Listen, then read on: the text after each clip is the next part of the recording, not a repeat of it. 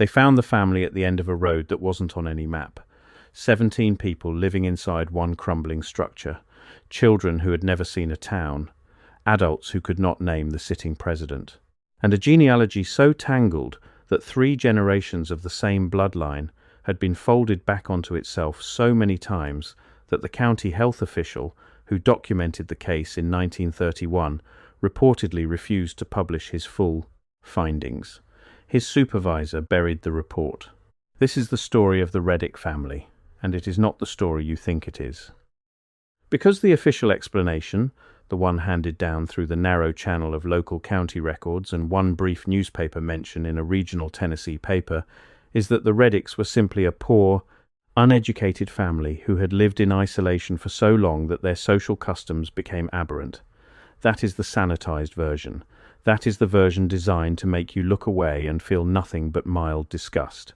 The deeper version, the one that emerges when you trace the Reddick name back through land deed records, church registry documents, and the oral accounts of 3 surviving family descendants who agreed to speak on background, is far stranger and far more deliberate.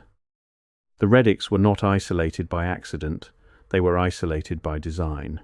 And the question that nobody in the official record has ever seriously attempted to answer is this: whose design was it?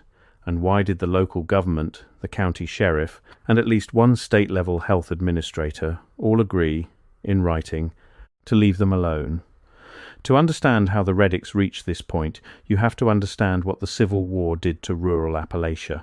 It severed the bureaucratic thread, county records burned, land surveys were lost. Communities that had existed in informal legal recognition found themselves in a grey zone, where their land had no deed, their births had no certificate, and their marriages had no registered record. Into that grey zone, families like the Reddicks moved and stayed. The earliest documented reference to a Reddick family in the area appears in an 1871 church ledger from a Baptist congregation in a small Tennessee county. The entry records the marriage of one Harlan Reddick to a woman listed only as May, no surname given. The presiding reverend noted in the margin that the couple had travelled a considerable distance and that no family members were present at the ceremony. No family members present. That detail becomes important later. By 1880, the federal census shows a Harlan Reddick, age approximately 40, living with a wife and 4 children in a rural hollow. The census taker's notes include the observation that the family appeared, quote, self-sufficient to an unusual degree and uninterested in contact with neighbouring settlements. Self-sufficient to an unusual degree. That phrase does a lot of work. What the census taker was almost certainly observing, but lacked permission to say plainly, was that the Reddick family had already begun deliberate social closure. They were not simply poor people who couldn't travel. They were people who had decided that the outside world was not to be trusted, not to be engaged, and not to be married into. The next generation is where the record becomes genuinely disturbing. By the 1900 census, Harlan Reddick appears to have died, or at least his name disappears. In his place, the household is headed by a man named Caleb Reddick, who is listed as the son of Harlan. Caleb's wife is listed simply as a Reddick, same surname, no maiden name, age given as mid-20s. There are 7 children in the household. The census taker made no note of anything unusual, but a local physician who passed through the area in 1903, a man named Dr. Emmett Calhoun, whose diary was donated to a university archive by his granddaughter in the 1960s, made a specific notation about a family in that same hollow. He called them only the family at the end of the Loca Branch Road, but his description of the homestead and surrounding geography aligns precisely with the Reddick property. Calhoun wrote that he was called to treat a child with a respiratory illness. The boy displayed characteristics he described as consistent with prolonged consanguinity.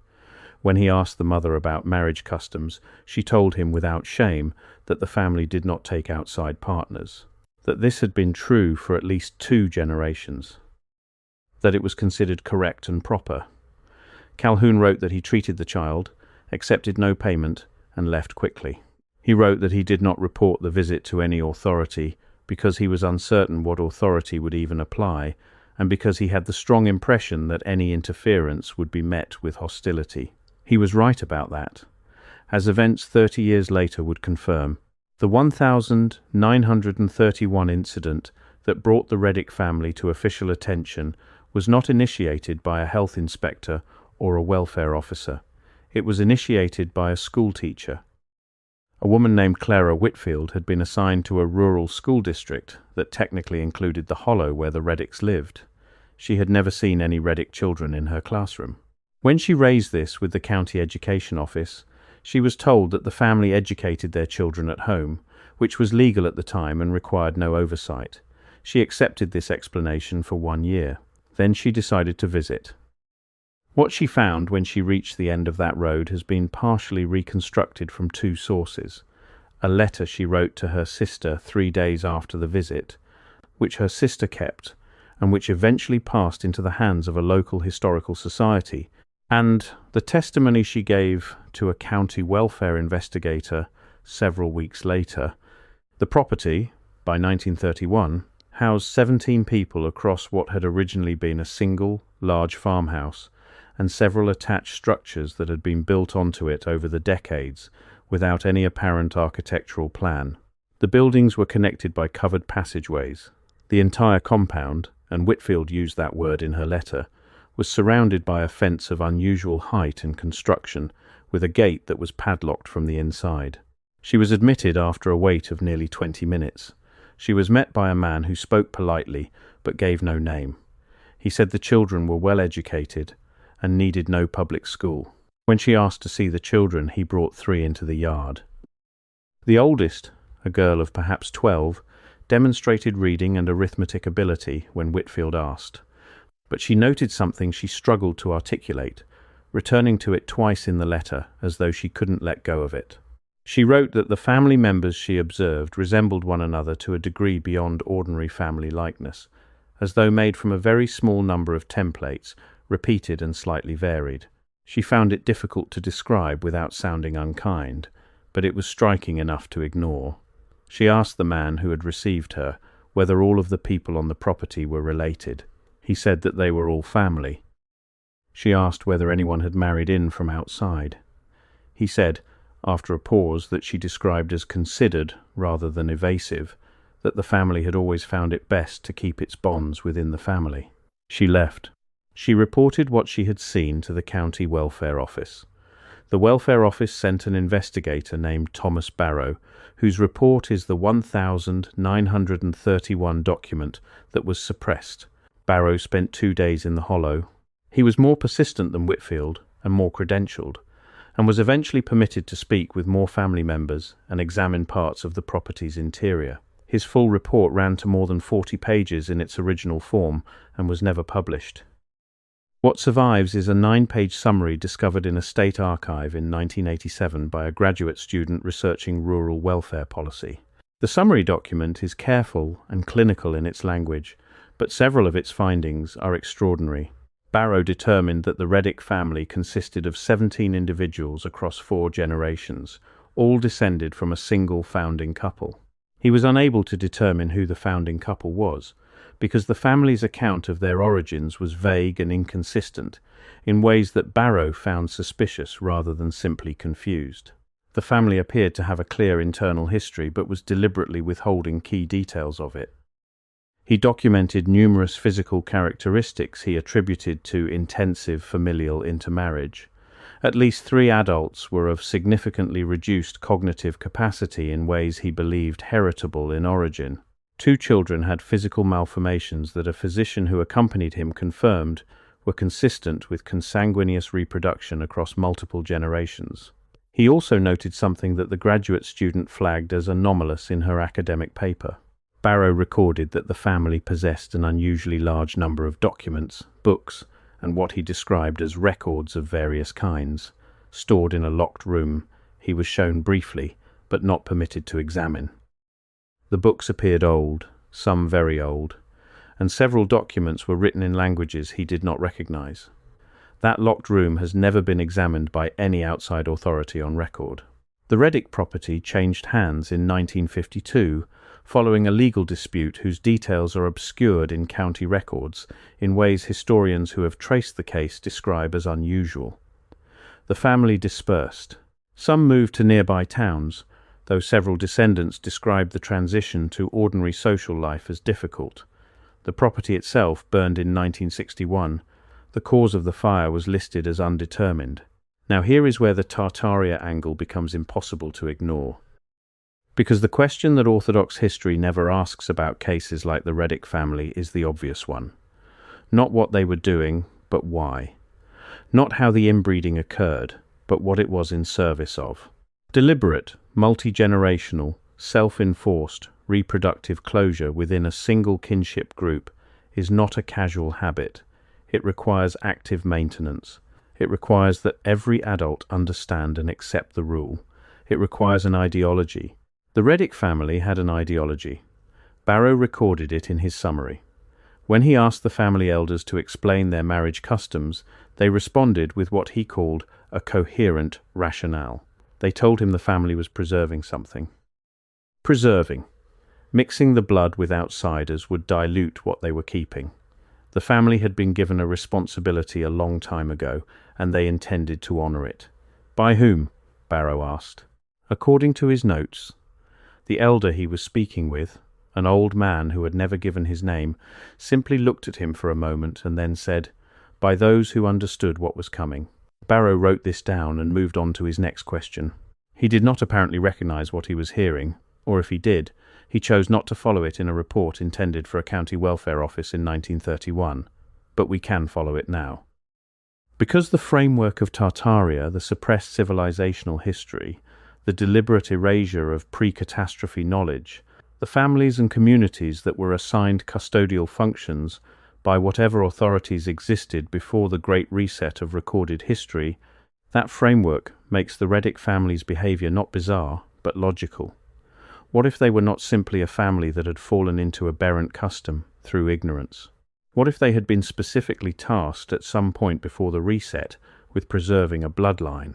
Not because the bloodline was magical in any crude folk sense, but because bloodlines carry information, epigenetic information, genetic memory, the biological inheritance that a sufficiently sophisticated civilization might have understood as a storage medium. Think about the books in the locked room, the documents in languages Barrow could not identify.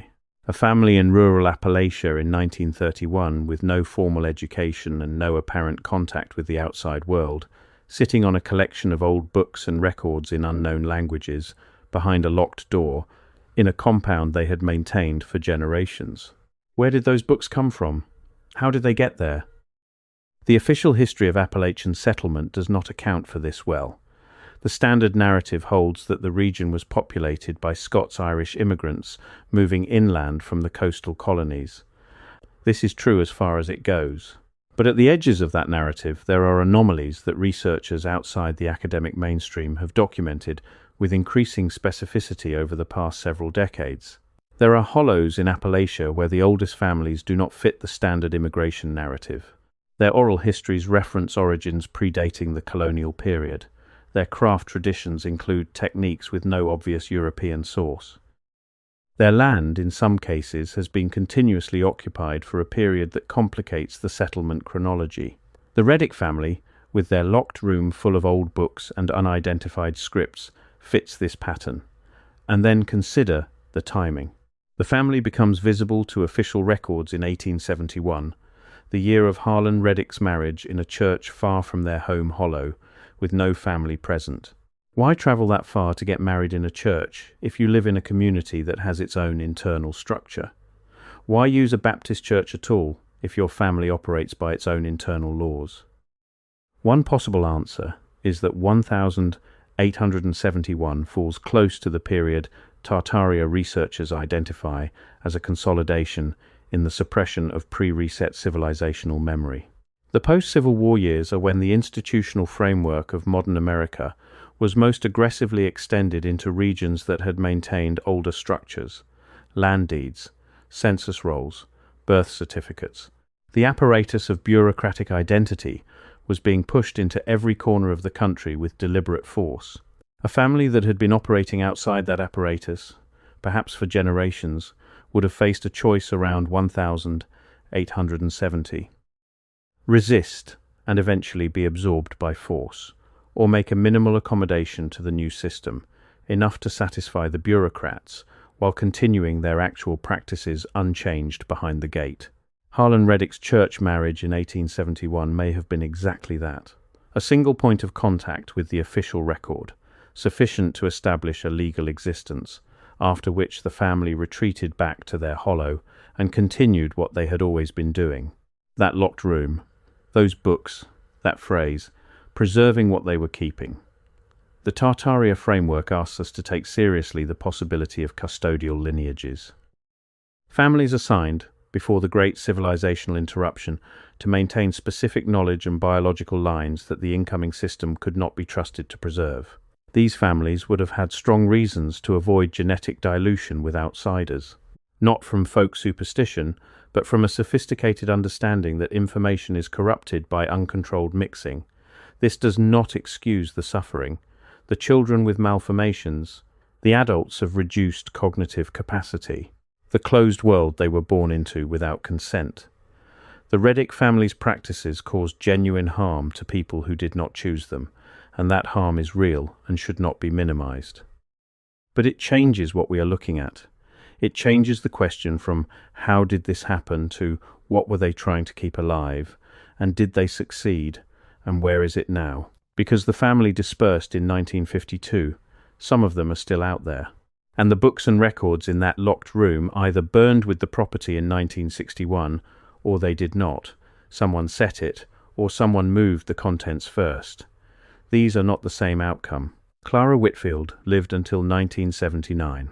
In the last years of her life, she gave several informal interviews to a local journalist writing a history of the county school district. Those interviews were recorded on cassette tape and eventually donated to a local archive. She returned to her visit to the Reddick property more than once across those conversations. She said the thing she could not stop thinking about, across nearly 50 years, was not the strange appearance of the family members, or the padlocked gate, or the books Barrow had mentioned to her later. What she could not stop thinking about was the girl, the 12-year-old who had read to her and done arithmetic in her head with startling speed. She said the girl's eyes stayed with her, not because they were strange, because they were the opposite of strange, the most present eyes she had ever seen on a child. As though the girl understood something about the situation, about why Whitfield had come and what the eventual result would be, that Whitfield herself would spend the next 5 decades trying to understand. She said, "That child knew something. I don't know what it was. But she knew it completely." Thomas Barrow died in 1944. His full 40-page report has never been found. The 9-page summary in the State Archive is the only portion that survived, if survived is the right word, for a document that was stored in a mislabeled box in a secondary filing room and was not retrieved until 1987. The Reddick family descendants interviewed in the 1980s and 1990s declined to discuss the family's history meaningfully. Several denied knowing how the family had operated. One woman in her 60s, born in the Hollow, agreed to speak briefly with a researcher and then ended the conversation when asked about the locked room. She said, "I don't know why you're asking about that. I would stop looking if I were you." The hollow where the Reddick property stood is now overgrown. A researcher who visited the site in 2004 and posted photographs to an online forum dedicated to Appalachian history noted that the foundation of the main house was still visible beneath the brush, and that its construction method was not consistent with standard Appalachian farmhouse building techniques of the 19th century.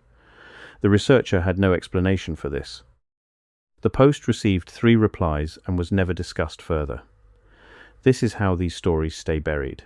Not through dramatic suppression, not through men in dark cars confiscating documents, though that may have played a role in the fate of Barrow's full report. They stay buried through the ordinary mechanisms of disinterest, mislabeling, archival neglect, and the cultural assumption that a story about a poor inbred family in a Tennessee hollow is a story about poverty and ignorance and nothing more. But the locked room was real. The books were real. The documents in unidentified scripts were real. A health official's suppressed report was real. A schoolteacher with the most present eyes she had ever seen on a child was real. A fire whose origin was never determined was real.